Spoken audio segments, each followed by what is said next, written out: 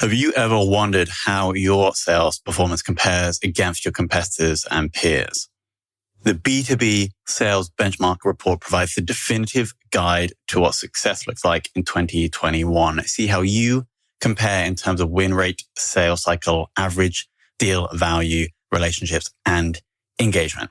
You can see the results and get the full report at ebsta.com/B2B-sales-benchmarks.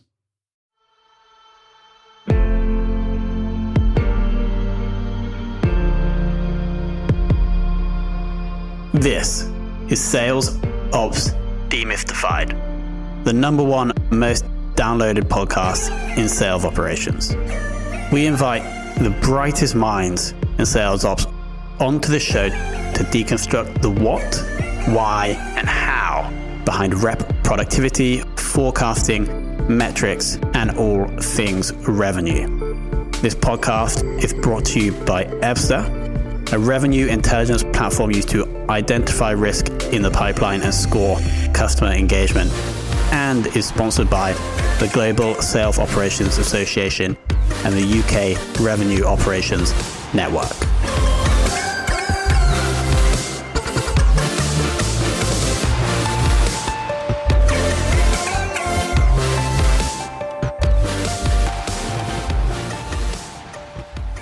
Hello and welcome to another very special episode of Sales Ops Demystified. And today we're joined by Don Turner, who's currently the Director of Sales Operations at Lark Technologies. Don, welcome to the show. Thank you. Great to be with you guys today. And Don is actually not the only reason why this episode is extra special today. We're also joined by Alex Freeman of ebsta. And the reason Alex, welcome first. Thank you. So Alex's debut on Sales Ops Demystified he's here because we want to try and get some more specific learnings from our amazing guests. Alex is very well versed in the world of sales technology, sales operations. And so we'll have my kind of fluffy questions, but then we'll also have Alex's specific questions. So let's just jump straight in, right, Don? And my first question for you is because a while back, a couple of years ago, you served the nation in the United States Navy. And so my first question to you is, if at all, did that experience or is that experience helping you in the world of sales or sales operations? Absolutely. It's an interesting question. I've never really thought about it a whole lot, Tom, but it was more than a few years ago. I was very young and I had worked odd jobs as a teenager. I went into the service at the age of 17, graduated a little bit early from high school, and didn't really have any intention other than to kind of get myself started somewhere. College wasn't the right fit for me then. I was glad to go later and finish college, but in the military, I served on a surface ship. I lived on it for a little over 3.5 years, and I was immediately thrust into a world filled with grown men, a lot older than me, very seasoned, very capable people, and just I was basically a blank canvas. I needed to learn how to work amongst grown-ups, if you will, for lack of a better word. So, with an eye toward process and procedures, obviously in the military, that's how they thrive and how they are successful. It really appealed to my structured thinking, my nature, my personality. So it really laid the foundation, not just for sales ops, but for really the basis for my whole career. That's an incredible answer. Yeah, I can only imagine the amount of development a young Don must have had to go through joining the Navy at that age.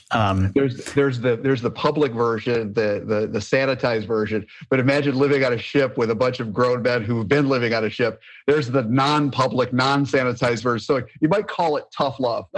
yeah, of course. And let's keep to the public version on this show, I guess. Absolutely. You can tell us the non-public one after we stop recording.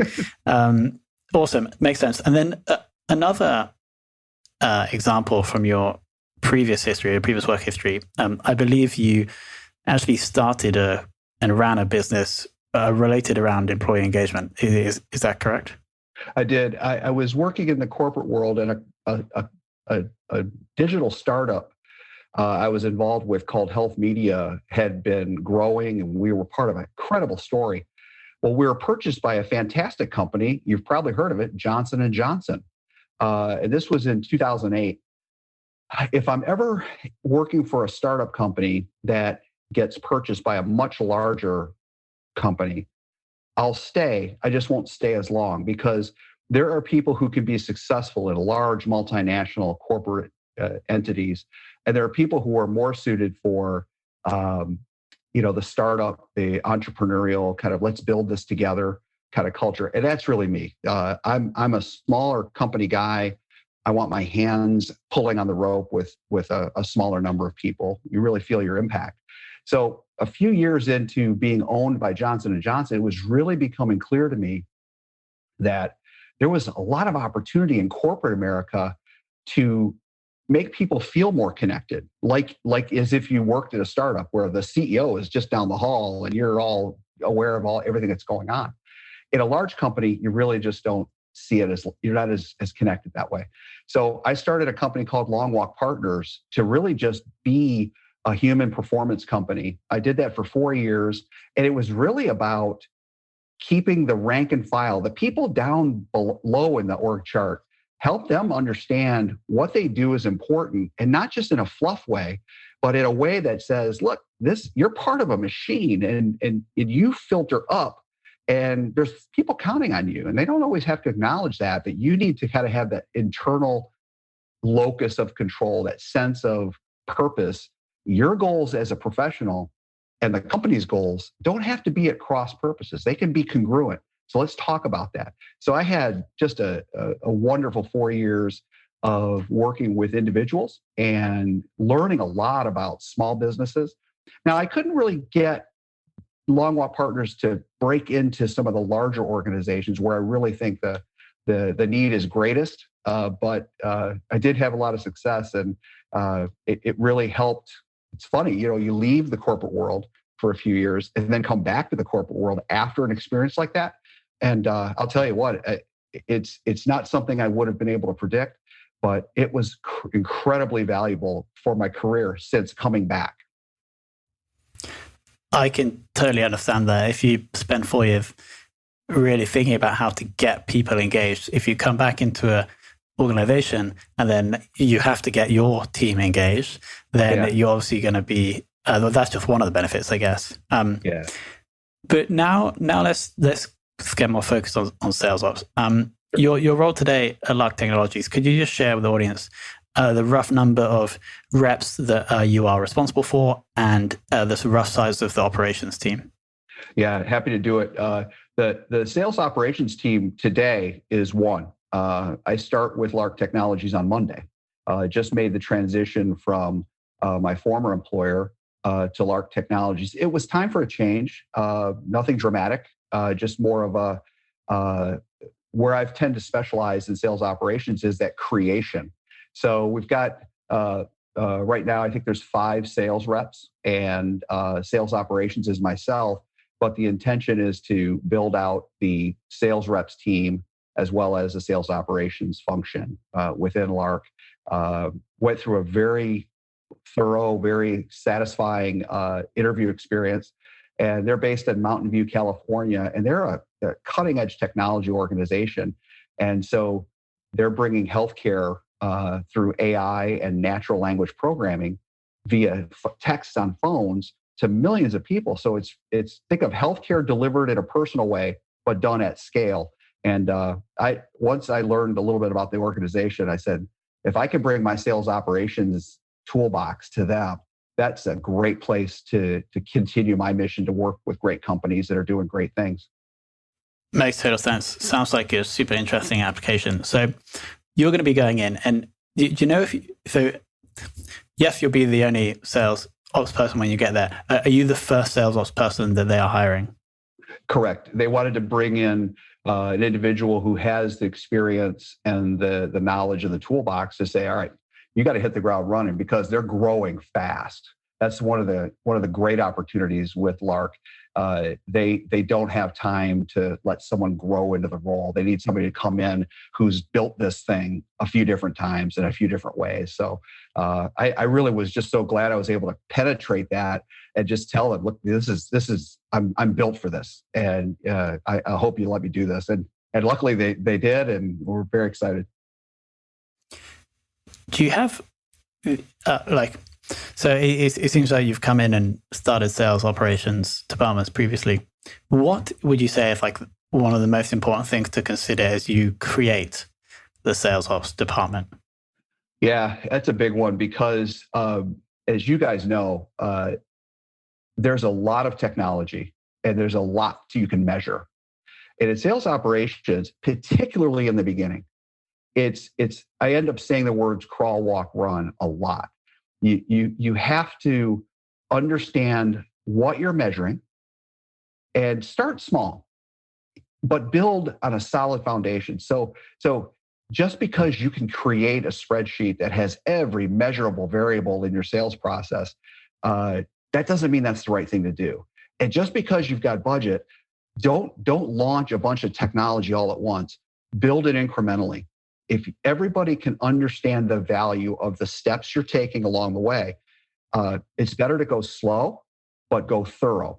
I see a lot of folks, and it really comes through because a lot of these companies I've worked for, they're filled with really smart people, and they can take in a lot of information. They can create a lot of process, but it's what can you sustain and what can you bring everybody along with? If people don't believe it, or they don't understand it, it's not a good foundation. So what I want to do in any operation I'm involved with is first take a look and jettison whatever's not really valuable, but also just be very deliberate. Show the plan and then show here's where we are on the plan and here's where we're going. So I think if you could do that, then you've got a really good shot at creating something that's sustainable, but also very successful and adds value to the organization. I know that sounds like corporate speak, but when it's done right, it really does add that value, as your listeners can obviously tell. So what's then key to a solid foundation? So just see this. It's so easy, as you said, there's so many things you could do. I guess it's easily distracting. What would you say is your core then foundation?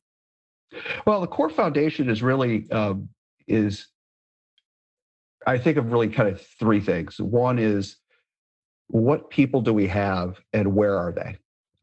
Because sales operations role with a over quota, top performing sales rep is very different than sales operations role for an under quota, maybe somebody who hasn't fully ramped up, or somebody who's under quota that frankly should be ramped up. Sales operations plays a different role from a people perspective in that regard. And so, that's the first piece of it. The other piece would be the technology. To my earlier comment, just because we can doesn't mean we should. And so I'm a big fan of just saying, look, if this isn't really adding value, let's have a good, hard, honest conversation about it. Let's take that money back. Let's let that technology go away and let's start over. Let's repurpose that money for something a little bit later on. I think that one of the biggest technology mistakes that companies make in sales operations is they acquire it without fully utilizing it and then acquiring something else. Take Salesforce, the obvious one. There is a lot of functionality in that tool. There's a lot of functionality in things like HubSpot. And, do people really take the time to let themselves get invested in fully utilizing it? And oftentimes I find the answer is really not all that much. So technology is the second thing. And then just process. I look at what are we asking our reps to do on a day in, day out basis? How much of their time is selling? How much of their time is keeping the mothership happy? And so that's one. And then the other thing I would ask around process is just, okay, what is it we can remove without causing any pain? Let's start with that bias. And so if I'm not saying we don't want process, but have process that's meaningful. So I really say it's really those three pillars. If everything I'm doing is somewhere adding value in one of those three pillars, I'm pretty happy. I think I'm on the right track at that point. So I just quickly on that, because I've sat on the other side, onboarding customers and getting them using the software. That's what I started doing. And there's also a desire when you get a new piece of technology to use everything straight away. Yeah. And so that's the focus. It's okay, all set up. And then the reality is none of it gets really taken advantage of because you've just gone and thrown everything out there. Exactly. And actually, it's quite hard to think, well, actually, we'll only use a fraction of what we paid for, because then we can use that properly and build that foundation, as you said, and go on and take it from there. So true. It's so true. You could justify it, but then it's like, the people who sell it to you, they're incented to move on to the next sale. So they're not going to sit around and talk to you about it. The customer success managers that are typically with these companies, they're spread pretty thin. If you don't have an internal advocate, sponsor, if you will, somebody who's getting in front of the salespeople, maybe at some standing meeting that they're at, 20 minutes. Hey guys, did you know about these features and function? Let me show you how this works. Because as you know, supporting sales reps is really about selling them. If you can get them to understand or at least believe that the thing you're talking about helps them, then they've got all the time in the world for that.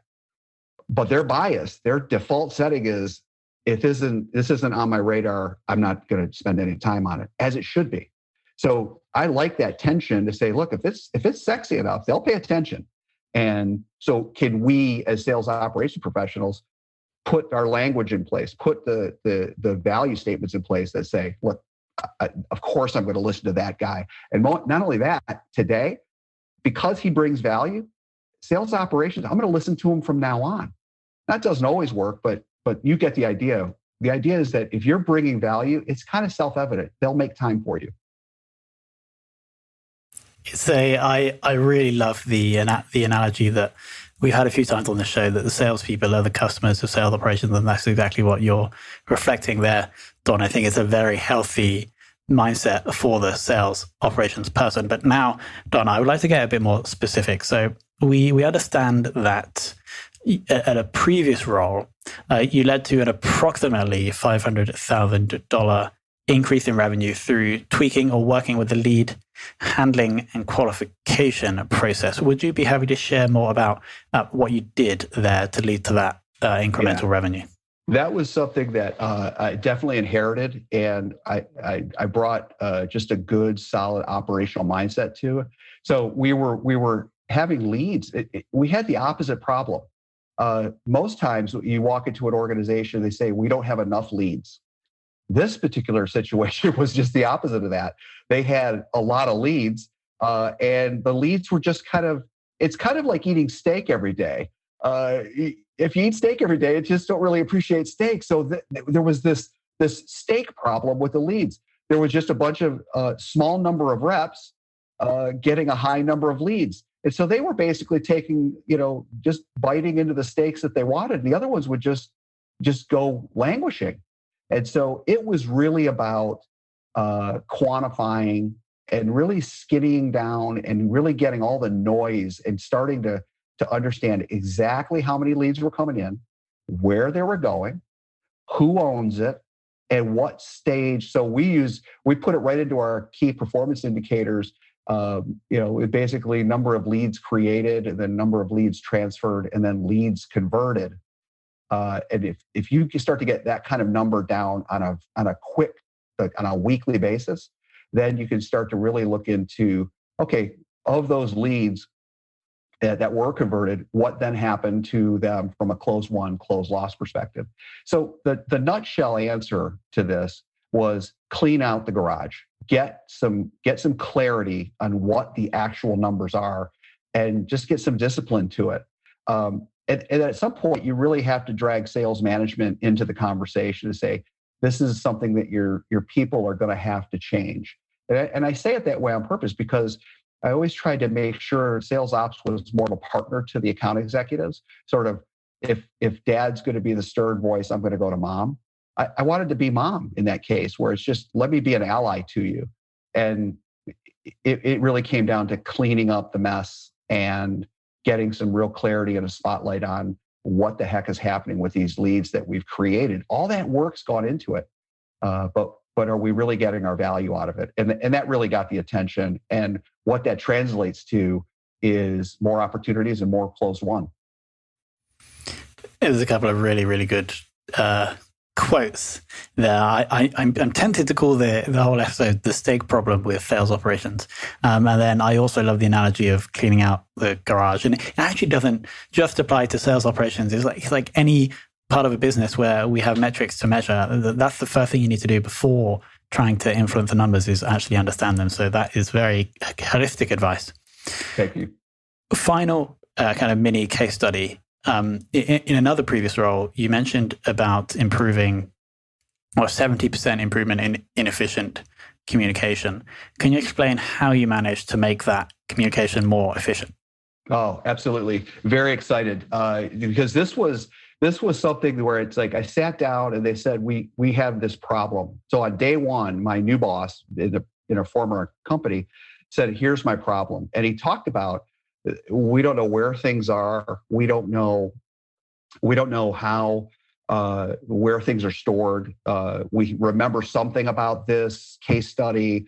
It was just a green field of opportunity in terms of just lack of communication. Everything was kind of a one-off.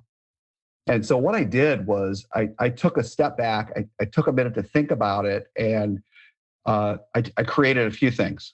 Number one, for free, I created a Google Drive that was, kind of a quasi file directory of customer-related communications, sales presentations, just 10 folders in very obvious buckets. And the thing about Google Drives, you could just search, but there is a need to have kind of a file structure to it. So people who don't know what they're searching for can go click on a folder and say, RFP samples. Oh, okay, here's where that can find that. And sure enough, 90% of the time, they're gonna get what they need. So the first thing was a Google Drive, no cost, very low tech. It's something you could do today. That was the first thing. Second thing was I created 2 Slack channels. One Slack channel was just the commercial team. And so I'm a big fan of Slack. And like you guys, once you first start using Slack, you just think, oh, geez, another thing to keep up on.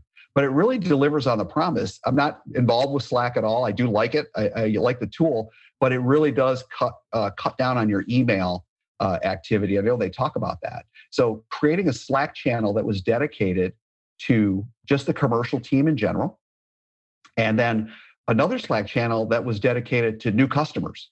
And if you do that, then you've got a central town square. So if I see we just closed XYZ company and they're a competitor of somebody that I'm trying to sell, I'll go click on that link in Slack. I'll talk to the rep. Hey, what was the conversation like? Help me out. And so you're creating a lot of team play and you're making it effortless, no friction, easy peasy. It's just something you can do. The other Slack channel was just the commercial. Hey, does anybody know how I can communicate this? So it's 2 centralized channels that really helped out. And the one that is actually the lowest tech and kind of the least interesting, but it actually paid the biggest dividend. I did the Friday update email. I just all week long, I just collected bullet points. If there was a meeting that was recorded, if there's an article that was shared, somebody maybe closed a big deal, somebody got their first deal. It was people, process, and technology items. And I just would put 5 to 9 bullets in there. And every Friday it would come out. And so what started to happen was people would, instead of sending it directly to the sales team, they would just send it to me and I would just publish it in the Friday update. And so those 3 things are I would offer as just like, they were incredibly successful and kind of fun to do. And you could see the team coming to life just through those tools. It's not about who did it. It's about what you watch the traffic, you watch it happening. And that's how I would respond to that. Slack, Google Drive, and the weekly email makes total sense. Final question, Don, is who in the world of sales operations would you most like to take for lunch? That's an easy one for me. It's the guy who got me started. A friend of mine today. He's still a mentor, but he's a guy that maybe some of your listeners have heard of. But his name is Ted Dacko. Ted was the guy that saw sales operations in me early on, and I happened to work for him at the time, and I was in one role, and he sat me down and he said, "Have you ever heard of this?" And like a lot of people who haven't been involved in sales operations, I said, "What the heck is sales operations? It sounds like it's sales related, but I actually don't know." And so he painted me the picture, and he was my mentor for a long time, and he's still somebody I cherish a friendship with, and I still talk to regularly, even though he's the CEO of Arbor Dakota, a firm he started. He's still working, and he teaches at University of Michigan, and he's an active guy. But the reason I tell you I'd love to have lunch with him is because he's one of those folks who I just know more after talking with him for a while. So if you can get him alone with a nice lunch in front of us talking, he always just seems to add a lot of value. And he's a rock star in my world as far as that goes. Hopefully that's the kind of answer you get. I don't know too many folks that would pay me such a direct benefit as he would, but it's a cool question. Shout out to Ted. Don, I want to thank you so much for coming on, being so enthusiastic, sharing absolutely everything, giving us a couple of analogies that are going to be super useful. It's been an absolute pleasure having you on. Thank you so much for your time. Hey, Tom, thank you. And Alex, congrats on your first one. Tom didn't give you a whole lot of airtime, but I think that's part of letting you ease into the situation. Indeed. Don't give them too much rope to hang themselves.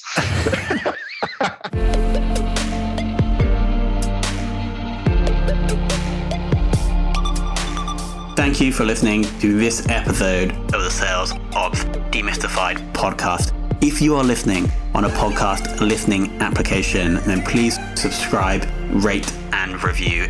And if you have any questions about the show, if you know a guest, or if you have any questions about sales operations, just hit me up at tomhunt@ebster.com. That's tomhunt@ebster.com.